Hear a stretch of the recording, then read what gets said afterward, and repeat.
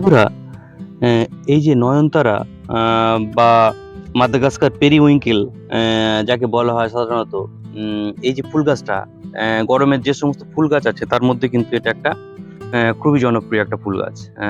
দেখুন, এগুলো খুবই কিন্তু জনপ্রিয় ফুল গাছ। বর্তমানে কিন্তু হাইব্রিড এবং দেশি ভ্যারাইটির বিভিন্ন কিন্তু নয়নতারা বা মাদাগাস্কার পেরিউইঙ্কেল কিন্তু পাওয়া যাচ্ছে। আজকে ভিডিওতে মূলত আমরা কিভাবে গাছটাকে ঝাঁকড়া করব এবং এর ক্ষেত্রে কি সার ব্যবহার করা হবে এবং গাছটাতে কি পরিচর্যা করলে আরো বেশি পরিমাণে আমরা ফুল পাবো সেই সম্পর্কে কিন্তু বিস্তারিত আলোচনা থাকছে। আপনারা ভিডিওটা দেখতে থাকুন স্কিপ না করে, এবং নয়নতারা ফুল সম্পর্কে অজানা অনেক তথ্য কিন্তু আপনারা এই ভিডিওর মাধ্যমে জানতে পারবেন। তো বন্ধুরা, চলুন আমরা জেনে নিই কিভাবে নয়নতারা বা মাদাগাস্কার পেরিউইঙ্কেলকে আরো বেশি পরিমাণে বুশি করে আরো আমরা বেশি ফুল পাবো।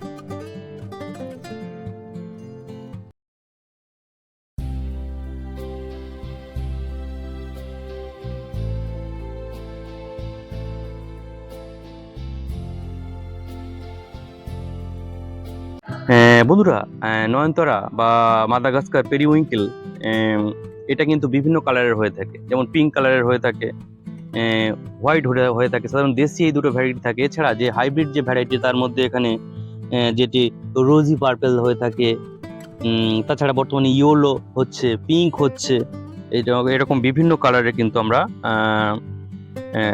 এই নয়নতারা বা মাদাগাস্কার পেরিউইঙ্কেল এটা দেখতে পাই। সাধারণত এই ফুলটা কিন্তু এর যে নেটিভ ল্যান্ড বা যেখান থেকে এটা উৎপত্তি সেটা হচ্ছে মাদাগাস্কার থেকে কিন্তু সারা পৃথিবীতে কিন্তু নয়নতারা ছড়িয়ে পড়েছে। আর এই যে ফুল গাছটি, এটা কিন্তু ট্র্যাডিশনাল মেডিসিন, এছাড়া ডায়াবেটিস বা উচ্চ রক্তচাপ কমাতে কিন্তু এটা বর্তমানে মেডিকেলে কিন্তু ব্যবহার করা হচ্ছে। এছাড়া আমাদের যে প্রাথমিক চিকিৎসা, আমাদের বাড়িতে যদি কারোর বলতাতে কোনো বিষাক্ত পোকাতে কামড়ায়, ভোমরাতে কামড়ায় বা মৌমাছিতে কামড়ায়, তো এর যে এই যে পাতাগুলো, এই পাতা সাধারণত যদি আমরা পাতাকে ভালো করে থেঁতলে রসটাকে যদি আমরা লাগাই তাহলে কিন্তু খুব ভালো কাজ হয়। জ্বালা এবং যন্ত্রণা থেকে দ্রুত কিন্তু উপশমে এটা সাহায্য করে। তো বিভিন্ন ক্ষেত্রে কিন্তু এটা ব্যবহার করা হয়, তবে এটার কিছু কিছু ক্ষেত্রে কিন্তু টক্সিক আছে বিভিন্ন এর কাণ্ড এবং পাতাগুলো। তো সেটা অবশ্যই খেয়াল রাখতে হবে, আমাদের প্রয়োজন অনুযায়ী এটাকে কিন্তু ব্যবহার করতে হবে। আর এর যে গ্লোসি পাতাগুলো দেখুন, এই গ্লোসি পাতা এটা গ্রীষ্মকালে সাধারণত আরো বেশি চকচকে উজ্জ্বল হয়ে যায়। শীতেতে একটু নয়নতারা আমরা কম পরিমাণে ফুল পাই, কিন্তু যদি আমরা ভালো ফার্টিলাইজার এবং সঠিক ফার্টিলাইজারও যত্ন করতে পারি কিন্তু তাহলে কিন্তু আরো বেশি পরিমাণে আমরা শীতকালেও কিন্তু ফুল পেতে পারি এবং সারা বছর কিন্তু আমরা ফুল পেতে পারি। আর এর যে হাইব্রিড ভ্যারাইটিগুলো কিন্তু খুবই সুন্দর হয় দেখতে, পিঙ্ক পার্পেল বা ইয়েলো বা যে মিক্সড যে ভ্যারিগেটেড যে কালারের, এগুলো কিন্তু খুবই ভালো হয়।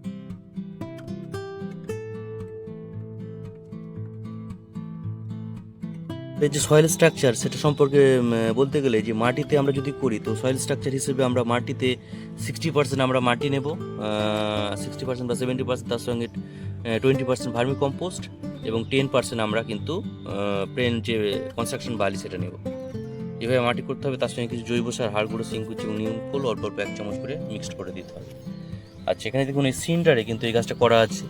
তো সিন্ডারের ক্ষেত্রে দেখুন, সিন্ডারের ক্ষেত্রে প্লেন সিন্ডারে করা আছে। তো সিন্ডারে করলে যে ফার্টিলাইজার হিসেবে সাধারণত আমরা সুফলা 15-15-15 এটা 15 দিন অন্তর অন্তর কিন্তু ব্যবহার করব, 1 গ্রাম বা 2 গ্রাম করে।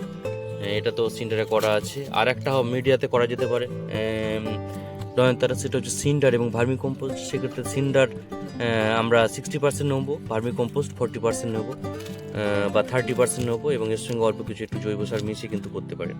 তো এইরকমভাবে কিন্তু বিভিন্ন রকমভাবে কিন্তু নয়নতারার পটিং কিন্তু আমরা করতে পারি।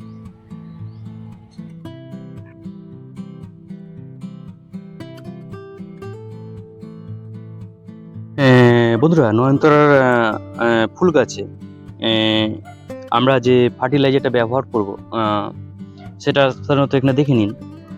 এখানে আমরা সোর্সের যেখানে ভার্মি কম্পোস্ট নেওয়া হয়েছে 100 গ্রাম ভার্মি কম্পোস্ট, তার সঙ্গে এখানে 1 চামচ করে আমরা এখানে হাড় গুঁড়ো নিয়েছি, শিংকুচি, নিমখোল 1 চামচ করে, এবং 1/2 চামচ করে সিঙ্গেল সুপার ফসফেট, যে লাল যে পটাশ আছে সেটা, আর এখানে সর্ষের খোল একদম অল্প পরিমাণে দিতে হবে, যেহেতু এখন আমরা ফ্লাওয়ারিং এর সময়, তা সর্ষের খোল অল্প পরিমাণে কিন্তু আমরা ব্যবহার করব।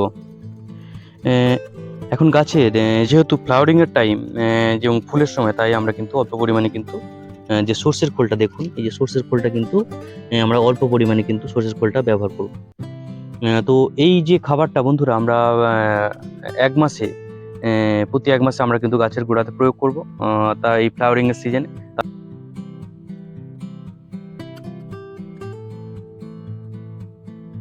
বুসি বা ঝাগড়া করার জন্য সবসময় কিন্তু মাথা কিন্তু পিঞ্চিং করে দিতে হবে, এর মাথা কিন্তু এরকমভাবে পিঞ্চিং করে দিতে হবে। পিঞ্চিং যত করবেন তত কিন্তু এই গাছে কিন্তু ধীরে ধীরে কিন্তু তত বেশি ঝোপালা হয়ে যাবে।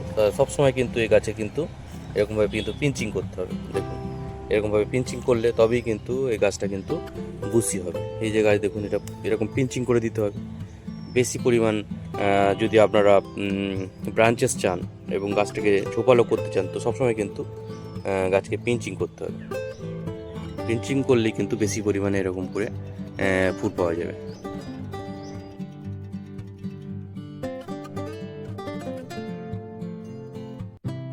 বন্ধুরা, নয়নতারা গাছের প্রোপাগেশন করা বা এই যে চারা বানানো খুবই সোজা। সাধারণত এই দেখুন, এই যে বীজগুলো এখান থেকে যে বীজগুলো তৈরি হয়, এই যে বীজগুলো একটু বড় জায়গাতে বা নিচে যদি আমরা গার্ডেনে বসাই, তাহলে কিন্তু সহজেই কিন্তু বীজ থেকে চারা তৈরি হয়।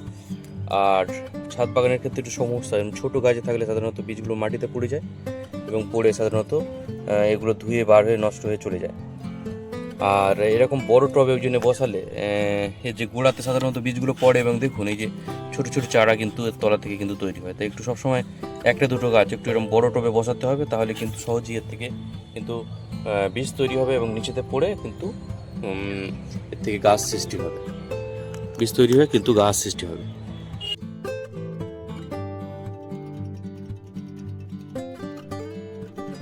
তোরা গাছ সাধারণত ময়েশ্চার বা আর্দ্রতা কিন্তু পছন্দ করে, ময়েশ্চার বা আর্দ্রতা পছন্দ করে, কিন্তু তা বলে কিন্তু ভিজিয়ে জল ভর্তি করে রাখলে কিন্তু হবে না। এই যে গোড়াতে দেখুন একটু আর্দ্রতা বা ময়েশ্চারাইজারটা মেনটেন করতে হবে, সেরকমভাবে কিন্তু জল দিতে হবে। দেখুন এরকমভাবে কিন্তু জল প্রয়োগ করতে হবে, খুব ভিজিয়ে কিন্তু জল দিলে হবে।